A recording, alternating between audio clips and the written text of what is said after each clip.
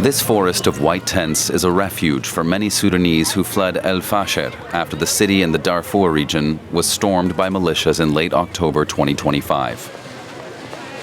The paramilitary Rapid Support Forces proceeded to massacre the residents of El-Fasher, but some managed to escape. Alima and her daughters also came here seeking protection. From southern Sudan, they traveled 750 kilometers through militia-held territory. What was the worst part? That they take our daughter's virginity. They raped my daughter before my very eyes. I came here with all of my girls. They raped the eldest one right in front of me. But I managed to get her here.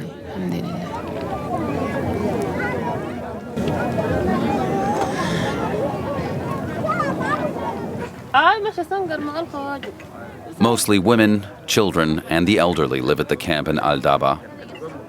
Many of Sudan's young men have been killed, abducted, or forcibly recruited. They're all victims of the war that began over 3 years ago between the Sudanese army and the paramilitary RSF.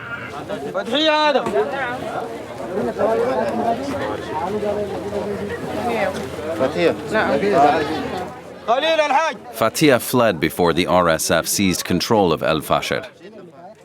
The UN documented more than 6,000 killings in the first 3 days of the offensive alone.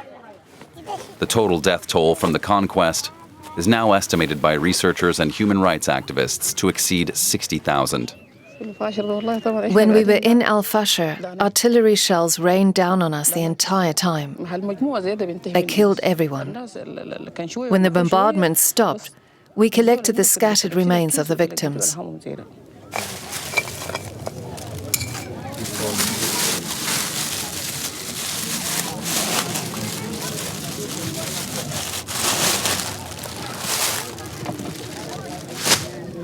En route, we encountered 4 armored vehicles.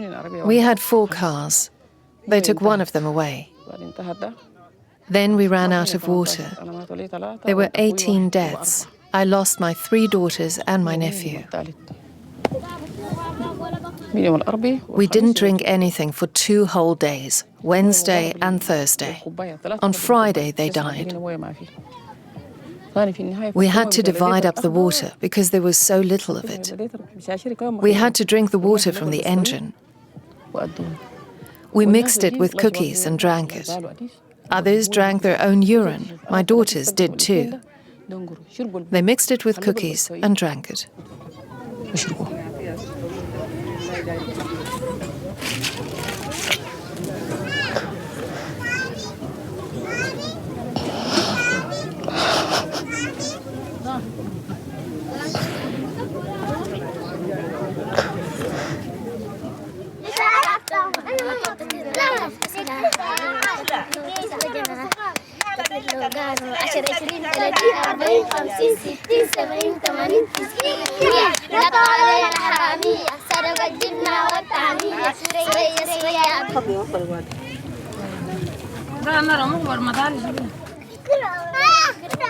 The siege of Al-Fasher has produced a generation of orphans. 13-year-old Otur has lost both her parents. In Darfur, life was easy. It was wonderful.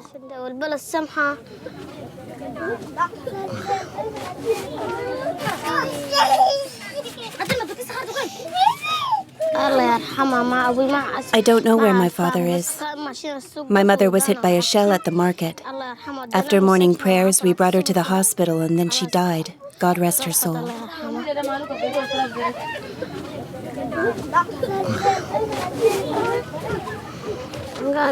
Before she died, she said to me, "Take care of your little brother. Look after him and treat him well."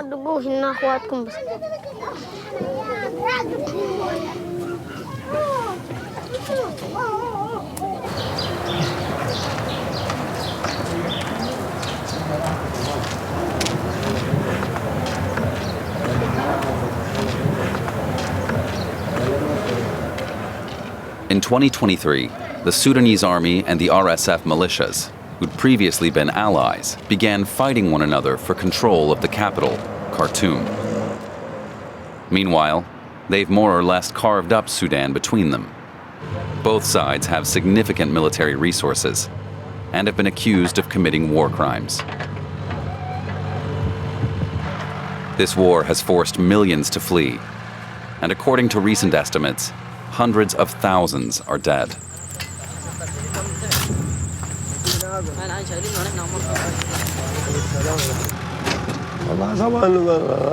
During the war, people buried their dead everywhere, in homes, on the streets. The RSF militia blockaded the streets with checkpoints. There was no other option.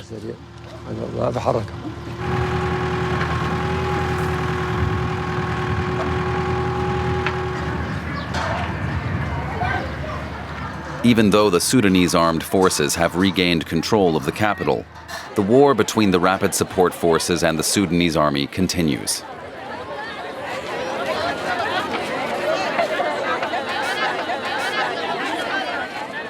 At a stadium in the city, 3,000 recruits are taking their oath of service to the Sudanese Armed Forces.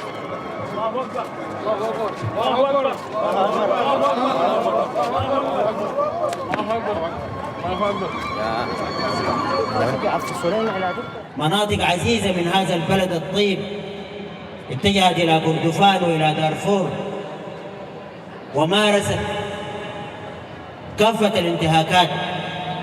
نحن نترحم عدوان هذه الميليشيات التي كانت جزء من القوات المسلحة ولكنها تمردت لأطماع ووجدت دعما كبيرا من محاور إقليمية ودولية وما زالت تمدها بكافة أنواع الأسلحة. الشعب السوداني أرسل رسائل واضحة بالأمس أنه لا يقبل الهدنة ولا يقبل التفاوض.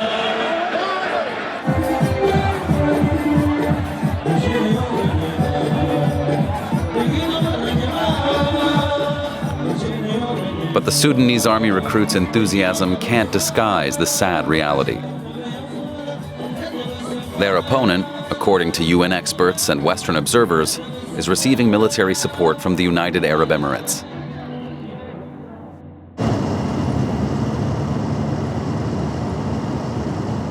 The paramilitary RSF have also brought parts of the central and strategically important region of Kordofan under their control. From there, they could launch another advance on the capital, Khartoum. The RSF use drones to strike the trucks that deliver supports to Kordofan.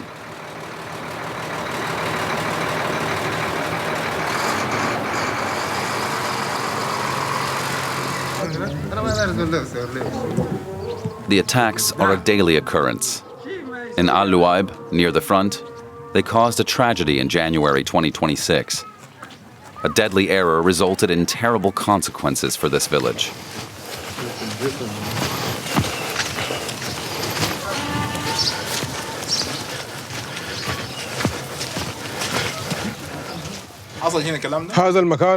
Here is where the drone attacked their village.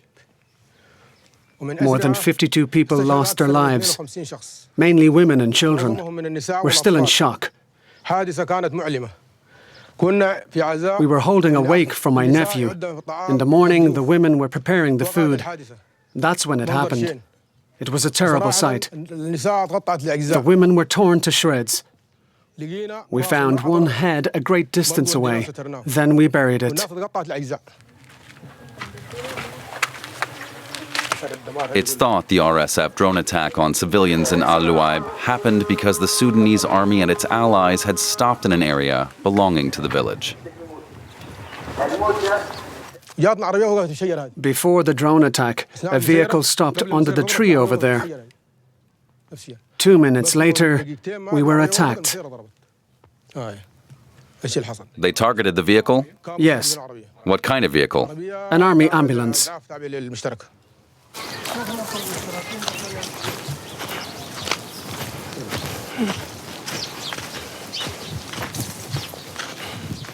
The villagers dig up what's left of a drone to show us.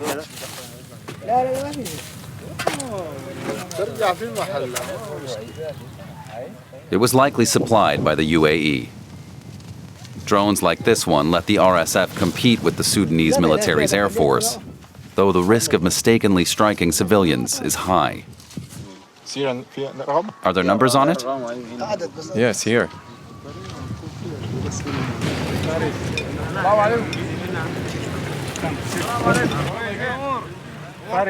As allies of the army, these fighters from the Justice and Equality Movement, or JEM, were the drone's real target.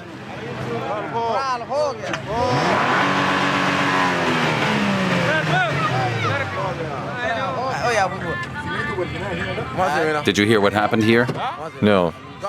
A drone attack. Drones are always flying by, but none today. You haven't heard about the attack a month ago? We heard about it from the villagers. Yes, we heard about it there. Are there many drones? Yes. Does that cause problems? Problems? No, we have no problems.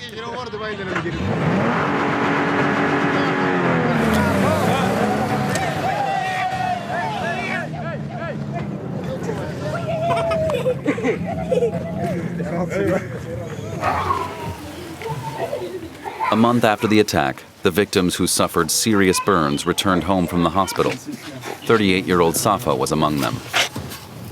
At first, I didn't realize that it was a drone because I'd seen a soldier near the wall. I thought he was the attacker. When the drone hit, I fell to the ground. I recited my prayers. Everything was in flames. Thank God the fire went out. Once I regained consciousness, I ran away.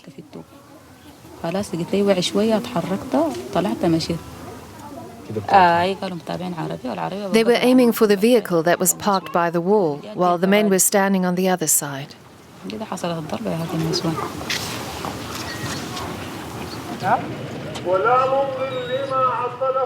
No family was spared. Many men in the village have had to learn how to raise children on their own.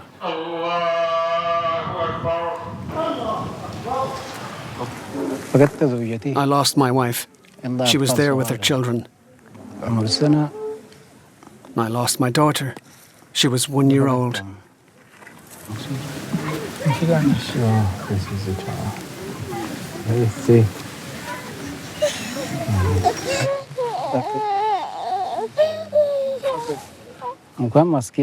My wife was holding onto the baby's arm.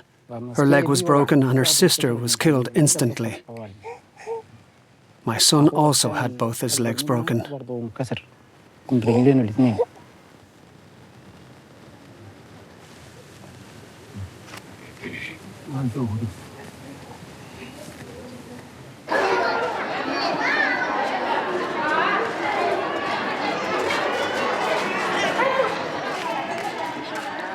Villagers who fled the combat zone have gathered at this former bus station in El-Obeid, the largest city in North Kordofan. It's protected by the Sudanese army, but the city is surrounded, and the smoke rising in the distance shows that the RSF is still conducting drone strikes.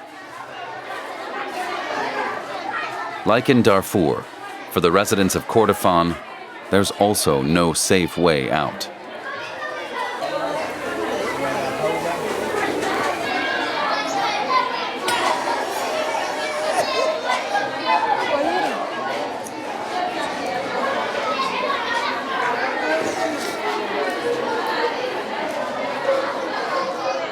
Kaltun came here 6 months ago with her 2-year-old daughter. Fiha is suffering.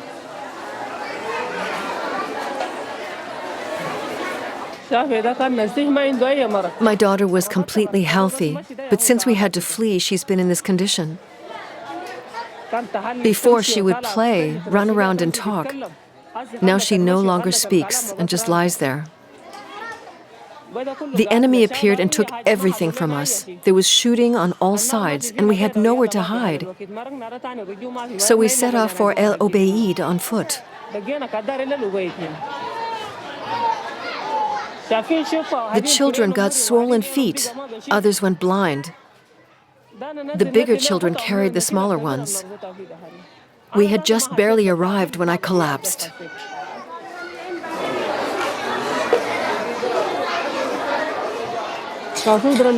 Go to the market. Try to find some work there. If it doesn't work out, come home. I don't want to hear that you're exhausted.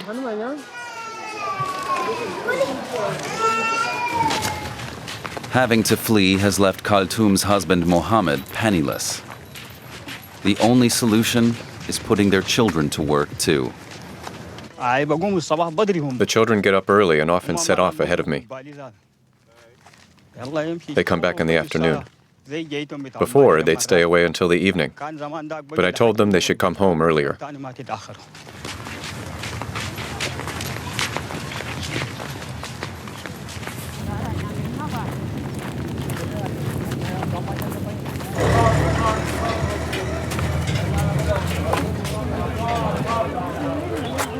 In addition to the city's 500,000 residents, the more than 100,000 internally displaced people in El Obeid are also endangered by the RSF siege.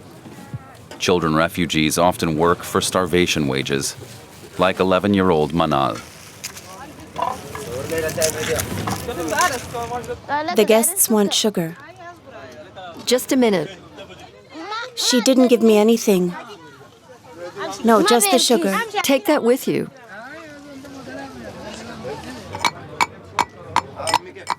Manal works for Samia, who fled from Darfur herself.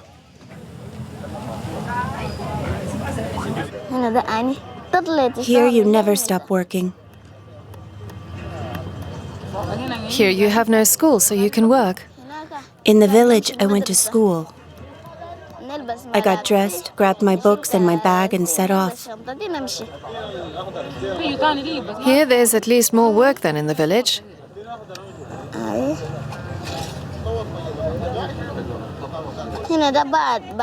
At night, I come home and do laundry. And in the morning, I go to work really early. The children do good work. We give them a little money, and in the evenings they go home. We have no choice. To eat, you must work. We left everything behind: clothing, beds, everything. Those who don't work get nothing.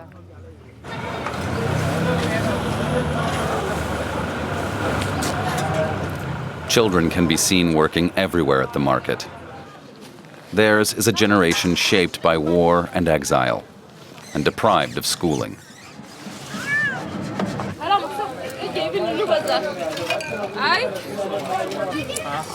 Manal's little sister washes dishes at a cafe. Her father works for a street vendor.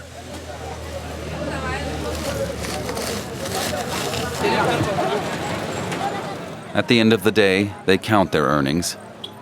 They don't amount to much. She earned 50 cents. She earned 45. I have 40 cents.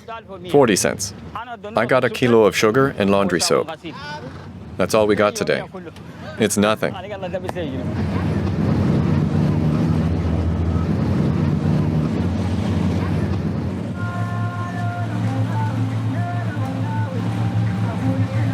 Sudan is one of the poorest countries in the world. The Trump administration's drastic cuts to U.S. foreign aid have hit this African nation especially hard and worsened the plight of a people already suffering from the world's worst humanitarian crisis. Wounded Sudanese who have lost everything, like Isa, must now pay for their medications. Struck in the leg by bullets from a Kalashnikov, he was the sole survivor of an RSF massacre in a nearby village. The RSF accused us of being soldiers. We told them that we were ordinary civilians. There were 7 of us. 6 were killed. I played dead. A militiaman said, "It's fine, they're dead." I lay there for 2 days with a bullet in my leg. Then we found a cart and fled. All those dead people around me, my God. It makes me really sad.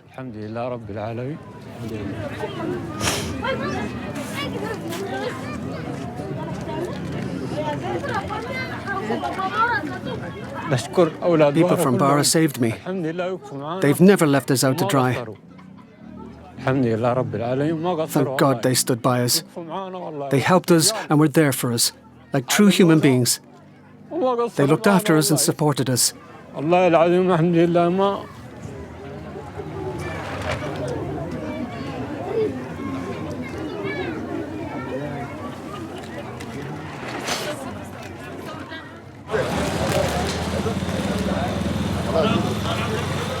The next day, Isa and his family leave El Obeid.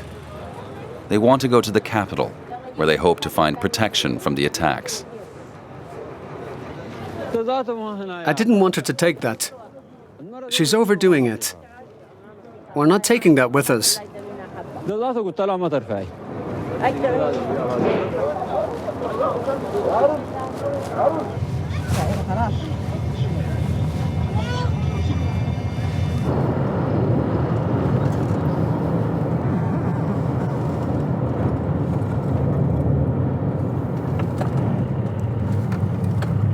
To reach Khartoum, they must once again travel through areas targeted by RSF drones.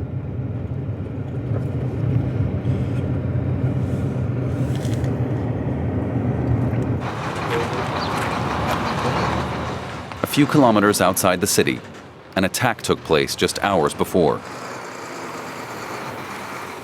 A truck and a taxi were hit.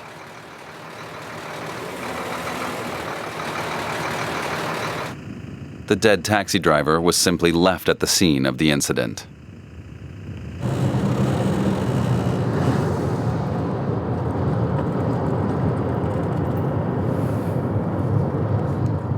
Due to the war, almost a third of Sudan's population has been forced to flee their homes in the last 3 years.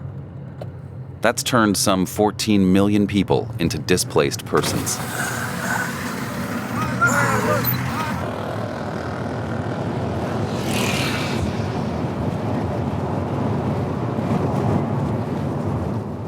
For Isa and his family, their arrival in Khartoum is the end of a long journey. Hey, there's Muyad and little Siofi. Hello, how are you all? Stop there.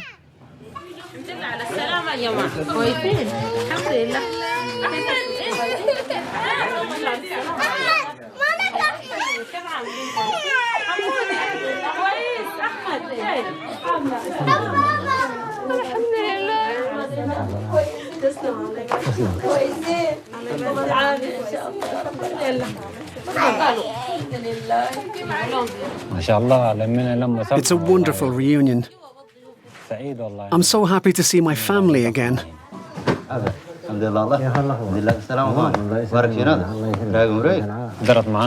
My sister was a witness to the massacre I escaped. She fled too.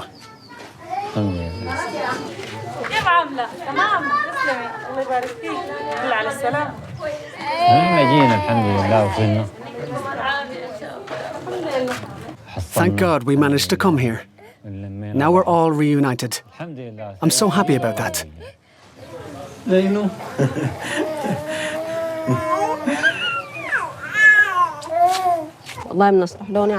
We'll explain it to the children, calmly and with simple words. Right now, they don't understand what's happened. They were scared. But it's safe in Khartoum. With their aunt, the children will find a new home. The whole family will take care of them.